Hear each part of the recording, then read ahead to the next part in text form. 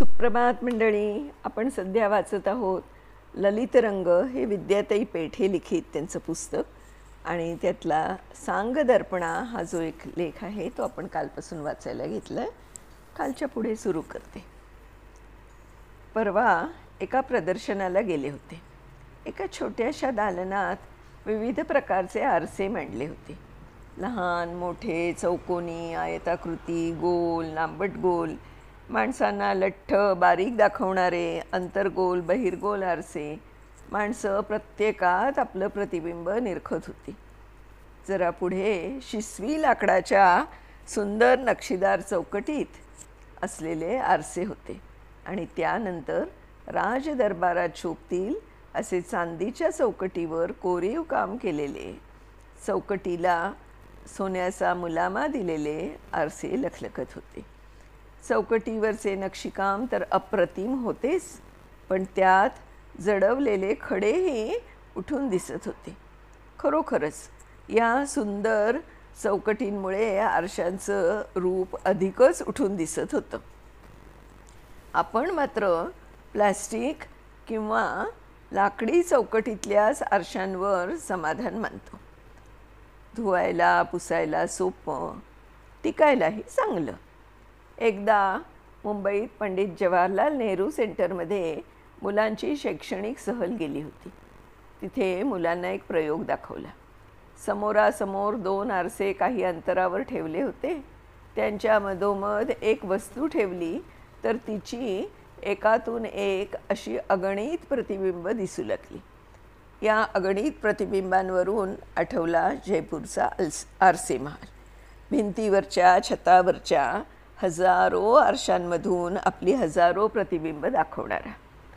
मुघले आझम चित्रपटातील सौंदर्यवती मधुबाला नृत्य करताना जणू या हजार प्रतिबिंबातून युवराज सलीमला विचारते, प्यार किया तो डरना क्या. जयपूरवरून आठवलं राजस्थान आणि राजस्थानवरून तिथली प्रसिद्ध चणिया चोळी. या खूप घेरवाल्या चणियांवर रंगीबेरंगी रेशमाने काढलेल्या नक्षीमध्ये छोटे छोटे गोल आरसे बसवलेले असतात. या कलेला आभला वर्क असं काहीसं म्हणतात. ते अजूनपर्यंत समजलं नाही, पण हे आरसे दिसतात मात्र सुंदर. चोळीवर, दंडाला, काठाला सुंदर आरसेकाम असतं. नवरात्रीच्या उत्सवात तरुणी जेव्हा ही चणिया चोळी घालून गोल गोल फिरतात तेव्हा घागऱ्यावरचे आरसे चमकतात आणि आकाशीच्या तारका धरतीवर आल्या आहेत की काय आणि त्यांनी फेर धरला आहे की काय असंच वाटतं. एका चित्रात जलाशयात पडलेल्या आजूबाजूच्या वनराईंचं सुंदर प्रतिबिंब पाहिलं आणि लक्षात आलं, अरे देवाने किती सुंदर आरसा दिला आहे हा. जलाशय, तलाव हे सुंदर निसर्ग आरसेच. अशा जलाशयात आपलं प्रतिबिंब बघून त्याच्याच प्रेमात पडलेला ग्रीक नार्सिसस मला आठवला. तो आपल्याच प्रतिबिंबाच्या प्रेमात इतका बुडाला की त्याला दुनियेचं भान राहिलं नाही.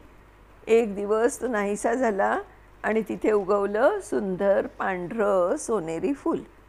नार्सिस स्वतःच्या प्रतिबिंबाच्या प्रेमात पडला, पण एकमेकांच्या प्रेमात अकंठ बुडालेल्या प्रेमिकांना आणखी एक वेगळाच आरसा सापडतो बरं का. डोळ्यात वाच माझ्या तू गीत भावनांचे असे म्हणत ते एकमेकांच्या डोळ्यात डोळे घालून तासनतास एकमेकांची छबी निहाळत बसतात. आपल्याकडे काही धार्मिक प्रथांमध्ये तेल तूपही मुखदर्शनासाठी वापरतात. सुनमुख किंवा पंटू झाला की त्याचं मुखदर्शन परातीतल्या तुपामध्ये बघून घेतलं जातं. दिव्यदृष्टी हा सुद्धा एक प्रकारचा आरसाच. दूरवर घडणाऱ्या घटना दाखवणारा किंवा अमूर्ताला मूर्त स्वरूप देणारा. महाभारतात संजयला ही दिव्यदृष्टी लाभली आणि कुरुक्षेत्रावर चाललेल्या रणसंग्रामाचं वर्णन त्यांनी अंध धृतराष्ट्राला ऐकवलं. याच दिव्यदृष्टीमुळे अर्जुनाला श्रीकृष्णाच्या विश्वरूपाचं दर्शन झालं. आजकाल बाजारात वेगळ्याच दिव्यदृष्टीच्या आरशांचं आगमन झालं आहे. काही दुकानात हे आरसे आहेत, त्यांना व्हर्च्युअल आरसे असं म्हणतात.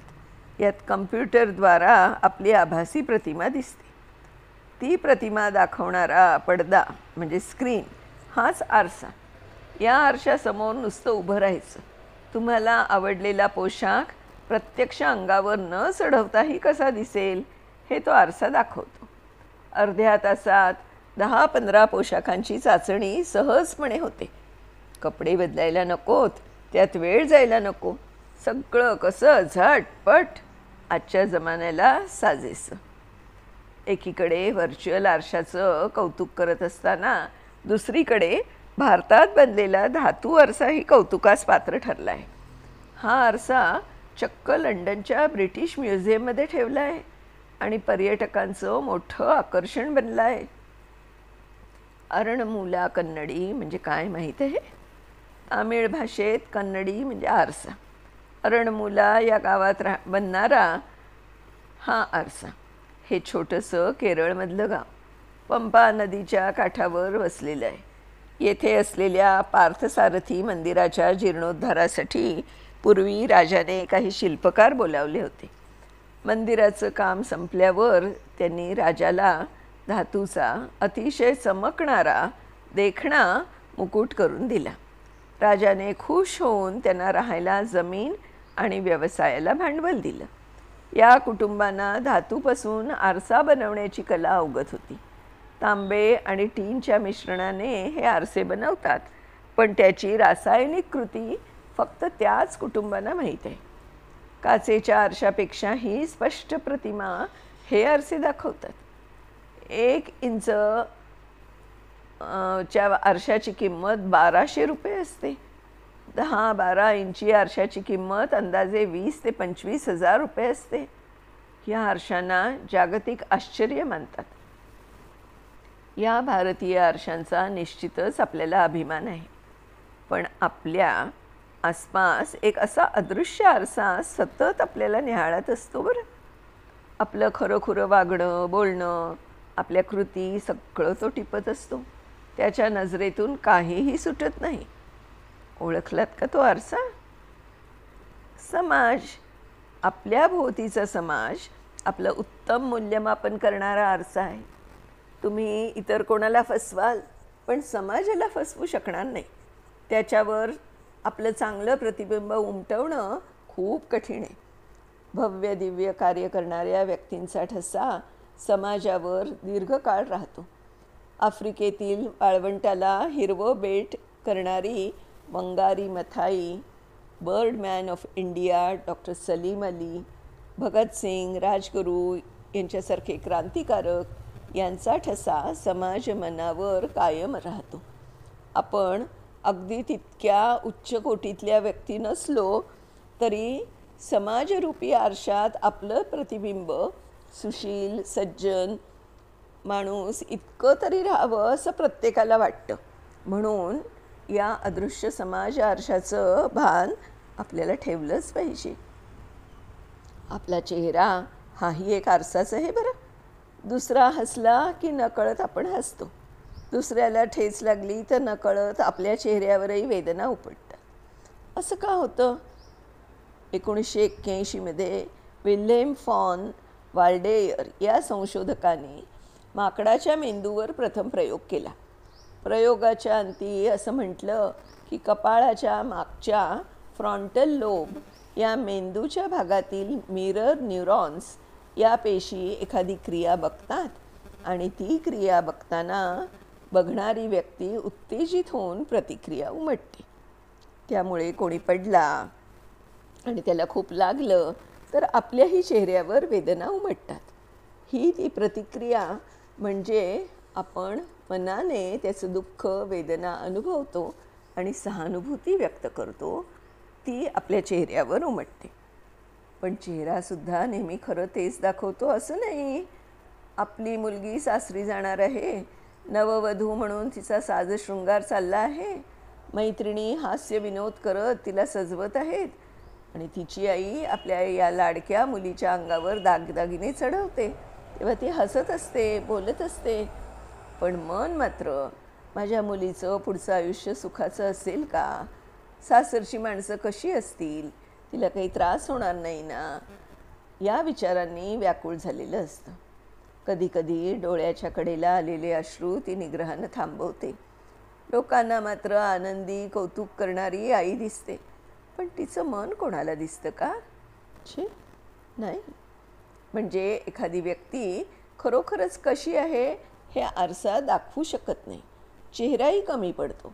तेव्हा त्या व्यक्तीच्या मनात डोकवावं लागतं, मनाचा अंदाज घ्यावा लागतो. कारण प्रत्येकाचं खरं रूप दिसतं ते त्या मनात. आरसा दाखवतो ते बाह्य रूप, तो आपला चेहरा, वेशभूषा, केशभूषा दाखवतो. पण मनाचं काय? आपलं मन कसं आहे, स्वच्छ, शुद्ध, निर्मळ आहे का, हे आरसा दाखवत नाही. मन शुद्ध तुझं गोष्ट आहे पृथ्वी मोलाची, असं आपण म्हणतो. पण ही पृथ्वी मोलाची गोष्ट दर्पण दाखवत नाही. त्यासाठी मनदर्पणात, मनाच्या आरशात बघता आलं पाहिजे, ते जास्त महत्त्वाचं. तोरा मन दर्पण कहलाए, भले बुरे सारे कर्मों को देखे और दिखाए. मीना कुमारीचं गाणं आहे ना पिक्चरमध्ये, अगदी तसंच. म्हणून अगदी अलिप्त होऊन तटस्थ वृत्तीने मनदर्पणात पहा आणि मग विचारा, सांग दर्पणा कशी मी दिसते. विद्याताई, खूप छान.